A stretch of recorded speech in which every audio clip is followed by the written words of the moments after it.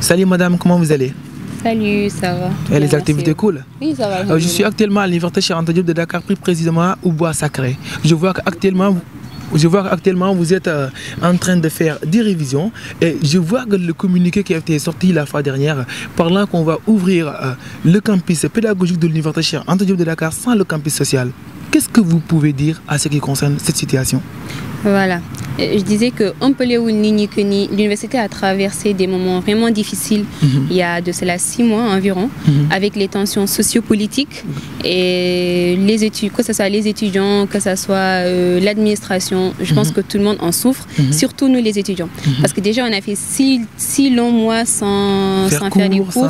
Du coup ça devient compliqué, d'autant plus qu'on était en pleine année scolaire au premier semestre et qu'on nous a interrompu et tout. Et là on revient, du tout contact, on nous dit que nous allons faire les examens au début janvier. Est-ce que vous avez déjà fait des cours en ligne?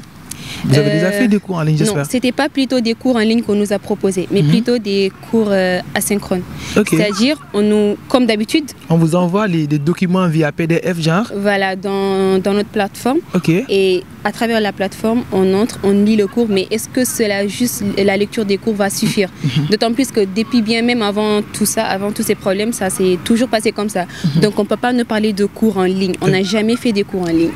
Du coup, voilà. Actuellement, je vois qu'on ouvre l'université Cheikh Anta Diop de Dakar sans le campus social, ce qui est quasiment impossible pour certains. Parce qu'il y a beaucoup d'étudiants qui n'ont pas là où loger à Dakar. Il y a certains qui n'ont pas là où même mettre les pieds quand ils sont donc venus de Louga, de Kolda et autre chose. Est-ce que cela ne peut pas impacter du fait qu'ils n'ont pas de logement ici à l'université en ce qui concerne l'examen? Effectivement, avant même que vous me posiez la question, il y a quelques jours de cela, je me souciais de ces gens-là en fait. Parce que quand on nous a dit que nous allons faire les examens, je disais même à mes amis, maintenant imaginez comme pour les étudiants qui n'ont pas vraiment de logement à Dakar, qui se basaient juste sur le campus social pour être logés et voilà, être à l'abri. Donc pour ces étudiants-là, est-ce que la plupart d'entre eux ne vont pas sécher les examens? Est-ce qu'ils vont prendre le risque de venir alors qu'ils n'ont pas où se loger? Et effectivement, je n'avais pas eu tort parce que l'autre jour, je parlais avec un collègue qui est un doctorant en géologie. Il m'expliquait que lors de leur examen à eux, sur 48 élèves, c'est 48 étudiants, je veux dire, il n'y avait que 10 étudiants qui étaient là. Waouh! Les autres n'étaient pas venus parce qu'ils n'avaient pas de logement. Donc ils étaient obligés de leur coller des zéros. C'est très difficile pour ce mois parce que le retard des bourses a beaucoup impacté du fait que la bourse pédagogique est sortie, je pense que le 18, genre le 20, et beaucoup de personnes, beaucoup d'étudiants n'avaient pas maintenant les moyens nécessaires encore pour satisfaire leurs besoins. Et actuellement aussi, donc, on voit que certaines vont démarrer des cours en ligne demain. Et voilà, on ne sait pas qu'est-ce que ça va finir cette année. Est-ce que les étudiants donc n'ont pas peur de leur avenir actuellement? En fait, non. En réalité, on a vraiment peur parce qu'on a l'impression que notre année a été sacrifiée. Nous avons l'impression d'être sacrifiés en fait. En fait, moi, c'est mon avis personnel. Je me dis que l'État, en fait, il cherche un moyen de détourner la vue de la population d'eux en fait, pour que ça se fiche sur nous. Imagine, ils nous disent oui, nous avons proposé des cours en ligne alors que ce ne sont pas des cours en ligne. Et là, ils reviennent pour nous dire on vous programme des examens et maintenant, nous les étudiants, on refuse. Maintenant, c'est nous que la population va blâmer. On va dire à vous, on a mis toutes les dispositions à votre et vous avez refusé.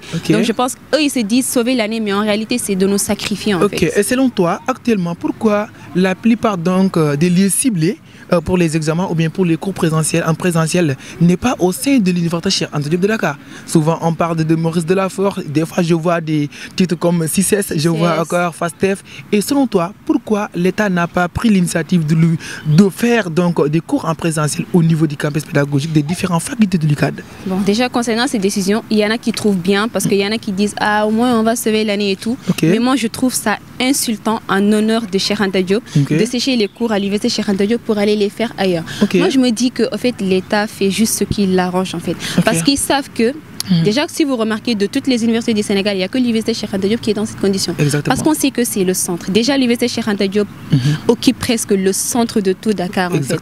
Donc je me dis que l'État par peur a peur que par exemple les étudiants une fois au campus social reviennent encore sur les mêmes dégâts sociopolitiques parce qu'ils savent que ça va être compliqué. Donc, ils ne veulent, en fait, ils n'imaginent même pas rouvrir le campus social. Je me dis que c'est ça. Oh, c'est dingue. Merci beaucoup. C'était une étudiante au niveau de la faculté des sciences techniques et qui a donc parlé beaucoup de choses très importantes aussi à ce qui concerne l'université Cheikh Anta Diop de Dakar, concernant l'ouverture, concernant aussi donc ce qu'on appelle des cours en ligne, parce que la quasi-totalité donc des étudiants de l'ICAD n'ont pas pu faire des cours en ligne aussi, et aussi donc à ce qui concerne donc les lieux ciblés pour les examens et des cours en présentiel. Donc merci beaucoup, à la prochaine pour d'autres émissions. Merci. Merci.